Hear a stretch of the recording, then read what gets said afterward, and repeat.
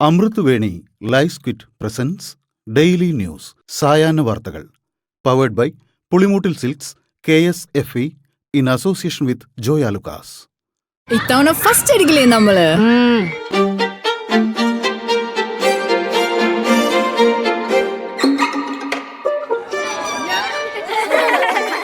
കുട്ടികൾക്കൊക്കെ പെയിൻ ശല്യം ഉണ്ടാകും. അതുകൊണ്ട് ലൈസ് കിറ്റ് ഉപയോഗിച്ച് ക്ലാസ്സിൽ വരാൻ പ്രത്യേകം ശ്രദ്ധിക്കണം. ലൈസ് കിറ്റ് ലൈസ് റിമൂവർ പെയിൻ ശല്യത്തിൽ നിന്നും ഉടനടി ആശ്വാസം. നമസ്കാരം, ഞാൻ നീതു കൃഷ്ണ. ഡെയിലി ന്യൂസിന്റെ സായാഹ്ന വാർത്തകളിലേക്ക് സ്വാഗതം. ഇന്ന് ജൂലൈ 11 വെള്ളിയാഴ്ച. മോദി സർക്കാരിനെ വീണ്ടും പുകഴ്ത്തി കോൺഗ്രസ് പ്രവർത്തക സമിതി അംഗം ശശി തരൂർ. ഇന്ത്യയിൽ ശുഭകരമായ മാറ്റങ്ങൾ ഉണ്ടാകുന്നുവെന്നും മോദിയുടെ ഊർജ്ജസ്വലമായ നേതൃത്വത്തിന് കീഴിലാണ് ഇത് സംഭവിക്കുന്നതെന്നും തരൂർ പറഞ്ഞു. 2047 ഇന്ത്യ എന്ന വിഷയത്തിൽ ലണ്ടനിൽ സംഘടിപ്പിച്ച പ്രഭാഷണത്തിലാണ് തരൂർ BJP സർക്കാരിനെ പുകഴ്ത്തിയത്. അതേസമയം തരൂരിനെതിരെ നടപടി വേണമെന്ന ആവശ്യം ദേശീയ തലത്തിലും കേരളത്തിലും ശക്തമാണ്. പാർലമെന്റ് സമ്മേളനത്തിന് മുൻപ് തരൂരിനോട് വിശദീകരണം തേടണമെന്നും പാർലമെന്ററി പാർട്ടി യോഗത്തിൽ രാഹുൽ ഗാന്ധി തരൂരിന്റെ നടപടിയെ ചോദ്യം ചെയ്യണമെന്നും ആവശ്യമുയരുന്നുണ്ട്. എന്നാൽ അച്ചടക്ക നടപടി വേണ്ടെന്ന നിലപാടിലാണ് ഹൈക്കമാൻഡ്. ശശി തരൂരിന് പാർട്ടിക്കുള്ളിൽ ശ്വാസം മുട്ടുന്ന സ്ഥിതിയാണെങ്കിൽ സ്ഥാനമാനങ്ങൾ ഉപേക്ഷിച്ച് ഇഷ്ടമുള്ള രാഷ്ട്രീയം തെരഞ്ഞെടുക്കണമെന്ന് കോൺഗ്രസ് നേതാവ് K മുരളീധരൻ. കോൺഗ്രസ് നേതാക്കൾ ഒഴികെ മറ്റെല്ലാവരെയും പുകഴ്ത്തുന്ന നിലപാടാണ് തരൂർ സ്വീകരിച്ചിട്ടുള്ളതെന്നും എന്താണ് അദ്ദേഹത്തിന്റെ ലക്ഷ്യമെന്ന് അറിയില്ലെന്നും മുരളീധരൻ പറഞ്ഞു. സർവകലാശാലയുടെ പ്രവർത്തനം സാധാരണ നിലയിലാക്കണമെന്നാവശ്യപ്പെട്ട് കേരള സർവകലാശാല സിൻഡിക്കേറ്റിലെ BJP അംഗങ്ങൾ ഹൈക്കോടതിയിലേക്ക്. സസ്പെൻഷനിലുള്ള രജിസ്ട്രാർ അനധികൃതമായി ഓഫീസിൽ പ്രവേശിച്ചെന്നും രേഖകൾ കടത്തിക്കൊണ്ടുപോകാൻ സാധ്യതയുണ്ടെന്നും BJP അംഗങ്ങൾ ആരോപിക്കുന്നു. സംസ്ഥാന പോലീസ് പരാജയപ്പെട്ടതിനാൽ കേന്ദ്രസേനയുടെ സുരക്ഷ വേണമെന്നും ആവശ്യപ്പെടുന്നു. ഹർജി ഇന്ന് സമർപ്പിക്കുമെന്ന് സിൻഡിക്കേറ്റിലെ BJP അംഗങ്ങൾ അറിയിച്ചു. കീം പരീക്ഷാഫലവുമായി ബന്ധപ്പെട്ട് സർക്കാർ നടത്തിയ ഇടപെടൽ സതുദ്ദേശപരമാണെന്നും എല്ലാ കുട്ടികൾക്കും നീതി ഉറപ്പാക്കാനായിരുന്നു സർക്കാർ ശ്രമമെന്നും മന്ത്രി R. ബിന്ദു. എല്ലാ വശങ്ങളും പരിഗണിച്ചാണ് ശാസ്ത്രീയമെന്ന് പറയാവുന്ന ഫോർമുല അവലംബിച്ചതെന്നും തന്റേതല്ലാത്ത കുറ്റം കൊണ്ട് ഒരു വിദ്യാർത്ഥിക്കും നഷ്ടങ്ങൾ ഉണ്ടാകരുതെന്ന് കരുതി ചെയ്തതാണെന്നും മന്ത്രി പറഞ്ഞു. സംസ്ഥാനത്ത് കീം ഫോർമുല മാറ്റവുമായി ബന്ധപ്പെട്ട് മന്ത്രിസഭയിലും സംശയങ്ങൾ ഉയർന്നിരുന്നതായി റിപ്പോർട്ട്. കഴിഞ്ഞ മാസം 30 നടന്ന ക്യാബിനറ്റിൽ ചില മന്ത്രിമാർ സംശയം ഉയർത്തിയതായാണ് പുറത്തുവരുന്ന വിവരം.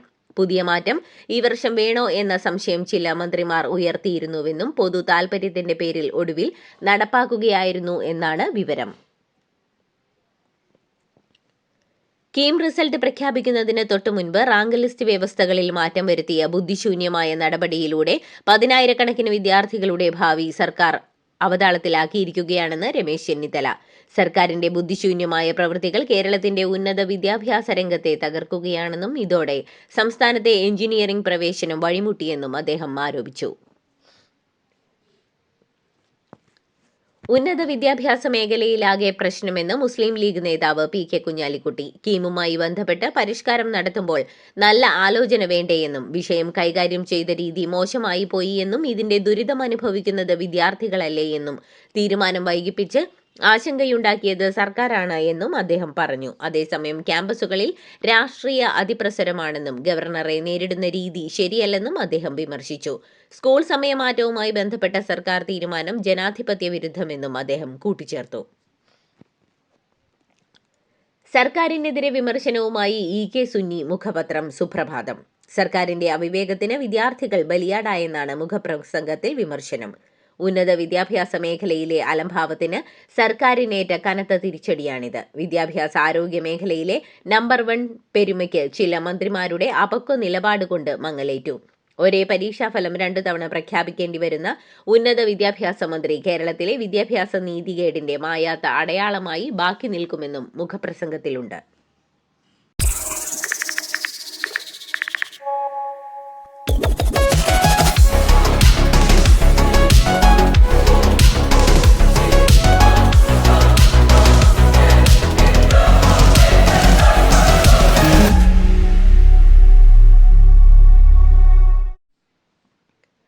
കർഷകർക്ക് സൗരോർജ്ജ പമ്പുകൾ നൽകാനുള്ള PM കുസും പദ്ധതിയിൽ വൻ വെട്ടിപ്പെന്ന് കോൺഗ്രസ് നേതാവ് Ramesh Chennithala.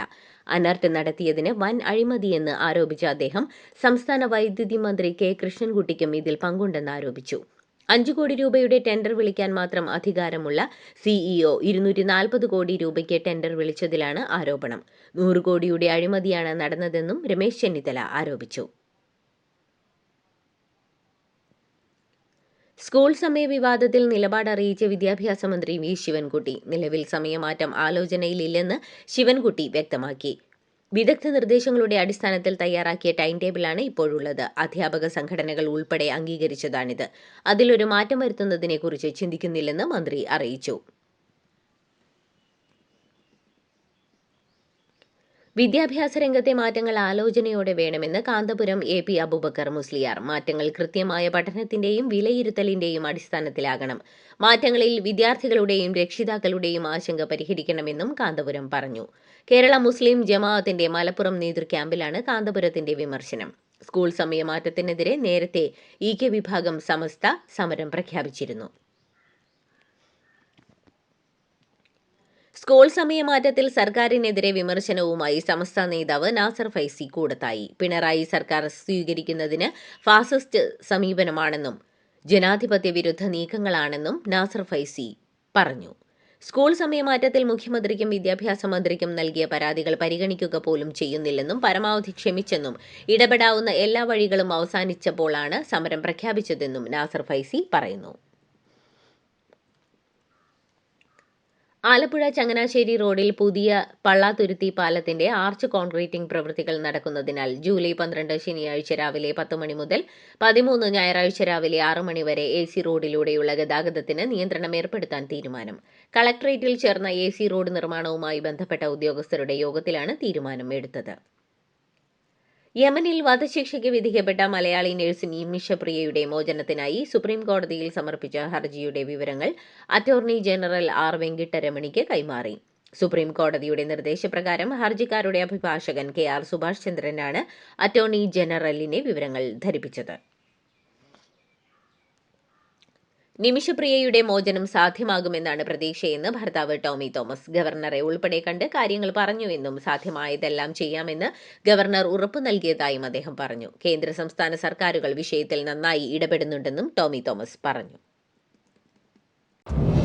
Joy of Jewelry Shopping. Biggest joy of jewelry shopping ഇത് ആരംഭിക്കുന്നു. എല്ലാ ആഭരണങ്ങളിലും നേടൂ പണിക്കൂലിയിൽ 50% വരെ flat discount. Gold, diamond, polki, precious stones ആഭരണങ്ങളുടെ biggest and best choice. Jewellery ഷോപ്പിംഗിന്റെ യഥാർത്ഥ ആനന്ദം അനുഭവിച്ചറിയൂ. Joy Alucas, world's favorite jeweler.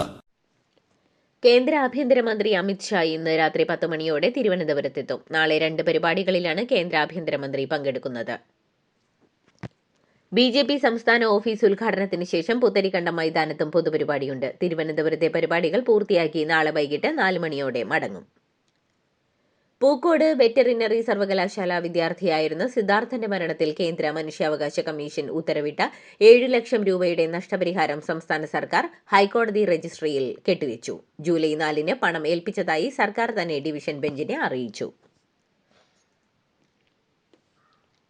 Chengannur Bhaskara കാരണവർ വധക്കേസ് പ്രതി ഷെറിന് ശിക്ഷാ ഇളവ് നൽകി വിട്ടയക്കാൻ ഗവർണറുടെ അനുമതി. സർക്കാർ ശുപാർശ ഗവർണർ രാജേന്ദ്ര ആർലേക്കർ അംഗീകരിച്ചു.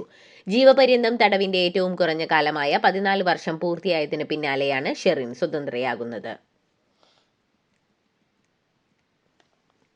പൊതുമരാമത്ത് റോഡിൽ അലക്ഷ്യമായി ഇറക്കിയിട്ടിരുന്ന മെറ്റലിൽ തെന്നിവീണ് സ്കൂട്ടർ യാത്രക്കാരിക്ക് നഷ്ടപരിഹാരം നൽകാൻ മനുഷ്യാവകാശ കമ്മീഷൻ ഉത്തരവ്. തൊളിക്കോട് ഗ്രാമപഞ്ചായത്താണ് 22,500 രൂപ നഷ്ടപരിഹാരം നൽകേണ്ടത്. 2 മാസത്തിനുള്ളിൽ നഷ്ടപരിഹാരം നൽകിയില്ലെങ്കിൽ 8% പലിശ നൽകേണ്ടി വരുമെന്നും ഉത്തരവിൽ പറയുന്നു. ചെന്നിത്തല നവോദയ സ്കൂൾ 10ാം ക്ലാസ് വിദ്യാർത്ഥിനി നേഹയുടെ മരണം ആത്മഹത്യ തന്നെയെന്ന് പോലീസ്.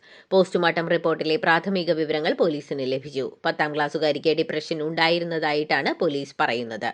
നേഹയുടെ മുറിയിൽ നിന്ന് ഒരു ഡയറി പോലീസിന് ലഭിച്ചു. അതിൽ ഏതെങ്കിലും പ്രശ്നങ്ങളുണ്ടെങ്കിൽ അത് പരിഹരിക്കപ്പെടുമെന്നും വിഷമിക്കരുതെന്നും ഡിപ്രഷനിലേക്ക് പോകരുതെന്നും ഈ കുറിപ്പിൽ നേഹ സുഹൃത്തുക്കളോട് പറയുന്നുണ്ട്. മാടായി കോളേജ് നിയമന വിവാദം കണ്ണൂർ കോൺഗ്രസിൽ വീണ്ടും പുകയുന്നു. പ്രശ്നപരിഹാരത്തിന് KPCC നിയോഗിച്ച തിരുവഞ്ചൂർ രാധാകൃഷ്ണൻ കമ്മിറ്റി റിപ്പോർട്ട് പുറത്തുവിടണമെന്നാണ് ഒരു വിഭാഗത്തിന്റെ ആവശ്യം. അടുത്ത മാസം കുഞ്ഞിമംഗലത്ത് പ്രവർത്തക കൺവെൻഷൻ വിളിച്ച് പ്രതിഷേധം ശക്തമാക്കാനാണ് തീരുമാനം. ഒരിടവേളയ്ക്ക് ശേഷം സംസ്ഥാനത്ത് നാളെ മുതൽ മഴ വീണ്ടും ശക്തമാകും. കോഴിക്കോട്, വയനാട്, കണ്ണൂർ, കാസർഗോഡ് ജില്ലകളിൽ നാളെ യെല്ലോ അലർട്ട് പ്രഖ്യാപിച്ചു. മറ്റന്നാൾ എറണാകുളം മുതൽ വടക്കോട്ടുള്ള എല്ലാ ജില്ലകളിലും യെല്ലോ അലർട്ടാണ്. ഇന്ന് സംസ്ഥാനത്ത് ഒരു ജില്ലയിലും മഴ മുന്നറിയിപ്പില്ലെങ്കിലും സാധാരണ കാലവർഷ മഴയ്ക്ക് സാധ്യതയുണ്ട്. കൺഗ്രാചുലേഷൻസ് മിടുക്കിയാട്ടോ. പൈലറ്റ് ആവണമെന്ന് പറയണേ. അവളുടെ ആഗ്രഹമല്ലേ, അവള് പറക്കട്ടെ. ചെലവ് എത്രയാന്ന്? KSFEയുടെ പുതിയ ഹാർമണി ചിട്ടി ചേരണം. കണ്ണടച്ചു തുറക്കും മുമ്പ് അവളുടെ +2 കഴിയില്ലേ. കടം വാങ്ങാതെയും സ്ഥലം വിൽക്കാതെയും കുട്ടികളെ പഠിപ്പിക്കാം. KSFE ഹാർമണി ചിട്ടികൾ. KSFE ഹാർമണി ചിട്ടിയിൽ ചേരുന്ന 100 ഭാഗ്യശാലികൾക്ക് സിംഗപ്പൂർ യാത്ര സൗജന്യം. ശശി തരൂരിന്റെ ലേഖനത്തിന്റെ അടിസ്ഥാനത്തിൽ നെഹ്റു കുടുംബത്തിനെതിരെ വിമർശനം ശക്തമാക്കി BJP. തരൂരിന്റെ ലേഖനം രാഹുൽ ഗാന്ധിയുടെ ഏകാധിപത്യത്തിനെതിരായ സന്ദേശം കൂടിയെന്ന് BJP വക്താവ് RP സിംഗ് പറഞ്ഞു. മോദിയുടെ ജനാധിപത്യത്തെ തരൂർ പുകഴ്ത്തിയത് അതുകൊണ്ടാണെന്നും സോണിയാഗാന്ധിയുടെയും രാഹുൽ ഗാന്ധിയുടെയും പൂർണ്ണ നിയന്ത്രണത്തിലാണ് ഇപ്പോഴും പാർട്ടിയെന്നും RP സിംഗ് ചൂണ്ടിക്കാട്ടി. ഇന്ത്യ നടത്തിയ ഓപ്പറേഷൻ സിന്ദൂറിൽ ഒരു പിഴവ് പോലും സംഭവിച്ചിട്ടില്ലെന്ന് ദേശീയ സുരക്ഷാ ഉപദേഷ്ടാവ് അജിത് ഡോവൽ. പാകിസ്ഥാന്റെ 13 വ്യോമത്താവളങ്ങൾ നമ്മൾ തകർത്തു, 9 ഭീകര കേന്ദ്രങ്ങൾ നശിപ്പിച്ചു. ഓപ്പറേഷൻ സിന്ദൂറിൽ ഇന്ത്യയ്ക്ക് ഒരു നഷ്ടവും ഉണ്ടായിട്ടില്ലെന്നും അങ്ങനെ സംഭവിച്ചതിന്റെ ഒരു ചിത്രമെങ്കിലും ഹാജരാക്കാനാകുമോ എന്നും അജിത് ഡോവൽ പറഞ്ഞു.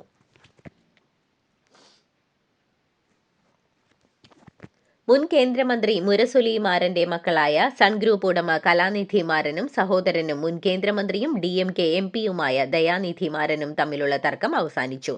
ഇവരുടെ ബന്ധു കൂടിയായ മുഖ്യമന്ത്രി MK സ്റ്റാലിന്റെ ഇടപെടൽ മൂലമാണ് തർക്കം പരിഹരിച്ചത്. ഒത്തുതീർപ്പിന്റെ ഭാഗമായി കലാനിധി മാരൻ 800 കോടി രൂപ ദയാനിധി മാരന് നൽകി. സൺ TV ഗ്രൂപ്പിന്റെ ആയിരക്കണക്കിന് കോടി രൂപ വിലമതിക്കുന്ന ലക്ഷക്കണക്കിന് ഓഹരികൾ നിയമങ്ങൾ ലംഘിച്ചാണ് കലാനിധി മാരൻ തട്ടിയെടുത്തതെന്നായിരുന്നു ദയാനിധിയുടെ ആരോപണം. ഒമാനിൽ 3 വാഹനങ്ങൾ കൂട്ടിയിടിച്ചു. സംഭവത്തിൽ 5 പേർ മരിക്കുകയും 11 പേർക്ക് പരിക്കേൽക്കുകയും ചെയ്തു. ദോഫാർ ഗവർണറേറ്റിൽ മഖ്ഷാനിന് ശേഷമുള്ള സുൽത്താൻ സെയ്ദ് ബിൻ തൈമൂർ റോഡിലാണ് അപകടമുണ്ടായതെന്ന് റോയൽ ഒമാൻ പോലീസ് സ്ഥിരീകരിച്ചു. നാഗ്പൂരിൽ ഒരു പുസ്തക പ്രകാശന ചടങ്ങിൽ സംസാരിക്കുന്നതിനിടെ നേതാക്കൾ 75-ാം വയസ്സിൽ വിരമിക്കണമെന്ന് മോഹൻ ഭാഗവത് അഭിപ്രായപ്പെട്ടു. പുതിയ ആളുകൾ വരട്ടെയെന്നും അദ്ദേഹം പറഞ്ഞു. ഇതിനു പിന്നാലെ മോദിയെ ഉദ്ദേശിച്ചാണ് ഈ പ്രസ്താവനയെന്ന ആരോപണം ശിവസേന നേതാവ് സഞ്ജയ് റാവത്ത് ഉന്നയിച്ചു. എന്നാൽ മോദിക്ക് പ്രായപരിധിയിൽ ഇളവുണ്ടാവുമെന്ന് RSS നേരത്തെ വ്യക്തമാക്കിയതാണെന്ന് BJP വൃത്തങ്ങൾ പറഞ്ഞു.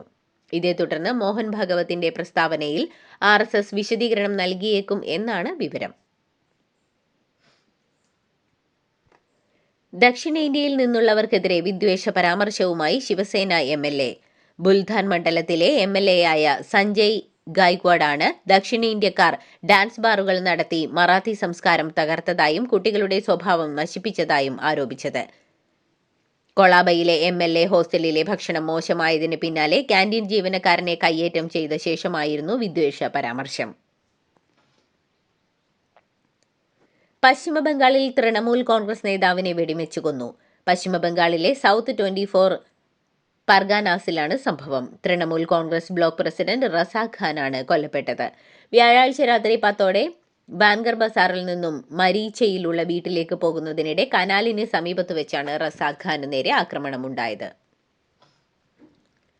വംശീയ മേൽക്കോയ്മ ഗ്രൂപ്പുകളുമായി മകന് ബന്ധമുണ്ടെന്ന വെളിപ്പെടുത്തലുമായി സ്വീഡനിലെ മന്ത്രി. സ്വീഡനിലെ കുടിയേറ്റകാര്യ മന്ത്രി ജോഹൻ ഫോസലാണ് മകന് വംശീയ മേൽക്കോയ്മ ഗ്രൂപ്പുകളുമായി അടുത്ത ബന്ധമുണ്ടെന്ന് വിശദമാക്കിയത്.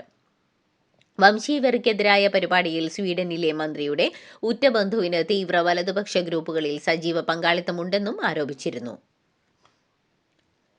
കാനഡയ്ക്കുമേൽ 35% ഇറക്കുമതി തീരുവ ചുമത്തുമെന്ന് US പ്രസിഡന്റ് ഡൊണാൾഡ് ട്രംപ്. അടുത്ത മാസം മുതൽ കാനഡയിൽ നിന്നുള്ള ഇറക്കുമതിക്ക് 35% തീരുവ ചുമത്തുമെന്നും മറ്റ് വ്യാപാര പങ്കാളികൾക്കുമേൽ 15% അല്ലെങ്കിൽ 20% ഏകീകൃത തീരുവ ചുമത്താനും പദ്ധതിയിടുന്നതായും ട്രംപ് വ്യക്തമാക്കി. ഇതോടുകൂടി ഡെയിലി ന്യൂസിന്റെ ഇന്നത്തെ സായാഹ്ന വാർത്തകൾ സമാപിക്കുന്നു. ഡെയിലി ന്യൂസിനു വേണ്ടി വാർത്തകൾ വായിച്ചത് നീതു കൃഷ്ണ. DailyNewsLive.in വാർത്തകൾ വിരൽത്തുമ്പിൽ.